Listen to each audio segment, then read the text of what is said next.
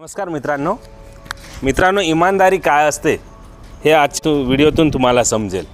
एक व्यक्ती इथे पेट्रोल भरण्यासाठी आला होता आणि त्यांच्या हातातून चेन पडली चांदीची। ती 4-5 हजार रुपयाची होती। इकडे दाखव। ती 4-5 हजार रुपयाची होती आणि आमचा जो ऑपरेटर आहे, हा आमचा पेट्रोल पंपाचा ऑपरेटर, यांनी ती चेन इकडे पडली होती, ती ठेवली, इथेच ठेवली, खिशात न टाकता त्याने इथेच ठेवली आणि जो कोणी येणार, ज्या कोणाचं असेल त्याला द्यायचं म्हणून हा ऑपरेटर होता। काय झालं होतं भाऊ? त्या भावाची चेन पडली होती, हो, मी उचलून इथं ठेवलं, इकडे आणि इकडे ठेवलंय।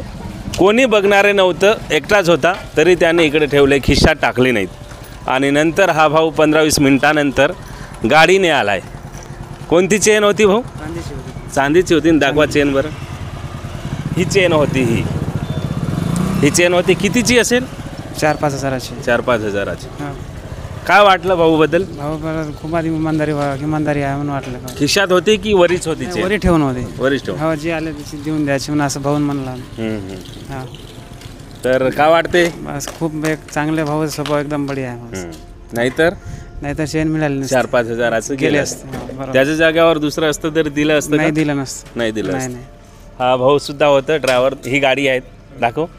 त्या गाडीने परत आलंय हा भाऊ। आमला येतील। हां, कुठच्या आहात तुम्ही? आमला दिग्रस तालुक्यातील, यवतमाळ जिल्ह्यातील आमलाच गावाचा आहेत। भाऊ तुमचं नाव काय? राजेश डोळस। किशोर इंगळे दोन्ही आले गाडीने आणि त्यांना डायरेक्ट चेन दिली, वरीच ठेवून होती तिथे। तर ठीक आहे, तर ही आहेत इमानदारी।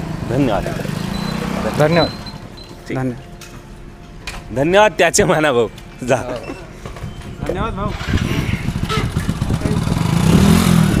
तर हा भाऊचं नाव आहे। भाऊ तुमचं नाव काय?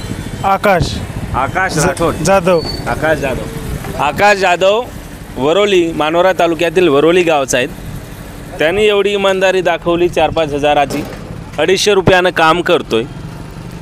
ठेवलं असतं तर 15-20 दिवसाचं त्यांची पगार निघालं असतं, 20 दिवसाचं, पण त्यांनी इथं ठेवलं आहे। ही आहेत इमानदारी आकाश जाधवची।